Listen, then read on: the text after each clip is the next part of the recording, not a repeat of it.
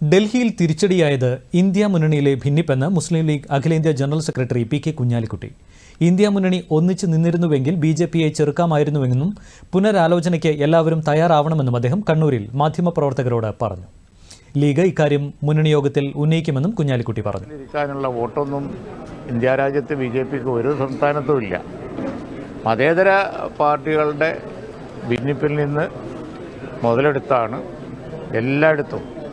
ഇപ്പം മഹാരാഷ്ട്ര ഒക്കെ എല്ലാം നമ്മൾ അനലൈസ് ചെയ്ത് നോക്കുകയാണെങ്കിൽ ഇത് വ്യക്തമാവും.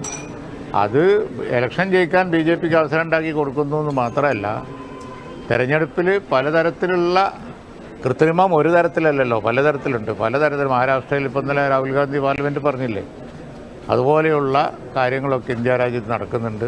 ഡൽഹിയിൽ തീർച്ചയായും എല്ലാവരും കൂടി ഒറ്റക്കെട്ടായി നിന്നിരുന്നുവെങ്കിൽ ഗുണമുണ്ടാകുമായിരുന്നു. അതില്ലാതെ പോയത് നിർഭാഗ്യകരമായ അവസ്ഥ തന്നെയാണ്, അതിൽ യാതൊരു സംശയവുമില്ല.